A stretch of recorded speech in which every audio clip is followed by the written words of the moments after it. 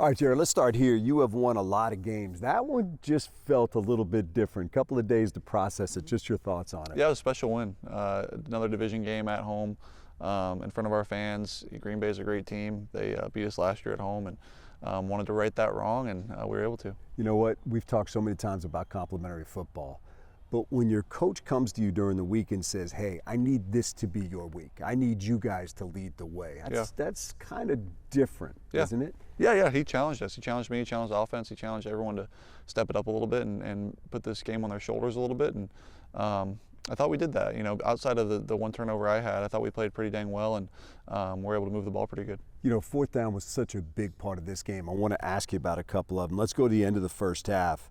Is there a human being alive that can cover Jameer on that Texas route? I mean, how do you do that? No, that was one we had ready to go for the type of defense they were playing there, and yeah, unguardable. And it doesn't matter who's out there, and it was a great route. When you see that coverage, are you like, I know I got this? Yep. As long as they play out how we expected to play out, then we knew we had it. Third quarter felt like things were shifting a little bit. You mentioned the turnover that you had. They had scored twice, and there you are, 4th and goal from the 3. Yeah. You find Patrick from the touchdown. Man, that's a huge play, because if you don't get that, maybe momentum swings even a little bit more. He played great all night, and a reliable guy, and really wasn't the first read on either of them, but knew he'd be there if I had to get to him, and made a great play. All right, the final 4th down. I think anybody that was watching, myself included, felt the cold sweat when we saw you get tripped coming out of there.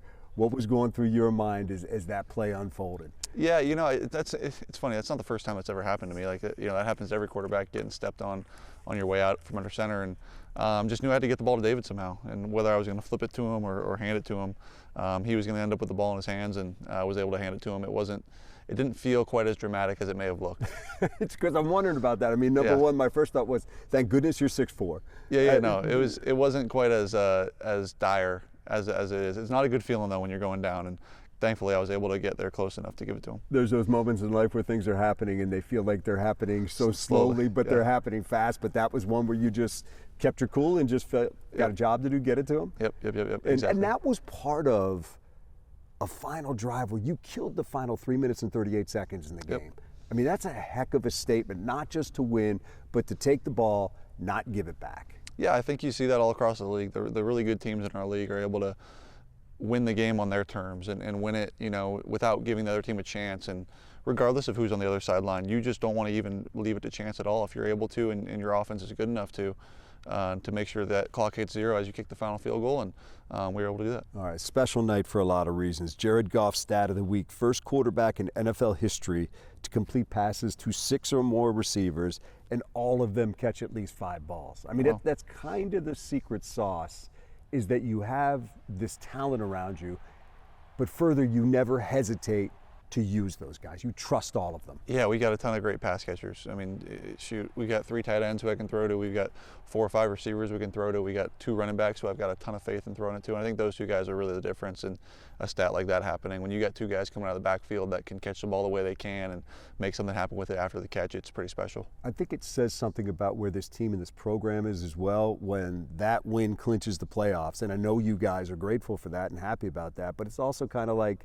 okay, next. Yeah, we didn't even know. Yeah, I mean, there's bigger things out there that you're looking at. Yeah, we didn't know, and we're always looking at our division first. How can we win our division? And Minnesota's right on our heels. Green Bay's right behind them. We were able to beat Green Bay, but now we're still trying to win our division and find a way to do that, and then we'll go from there. Pushing forward, Bills coming in this week, another football team playing great. I mean, a lot of people are going to be talking about this as a possible Super Bowl preview. You just got to narrow that scope, right? Oh yeah, you know, it's another great team coming in here, and nice to be in front of our home fans for another week. This will be a 3rd one in a row. It's rare to have 3 in a row, and it'll be fun.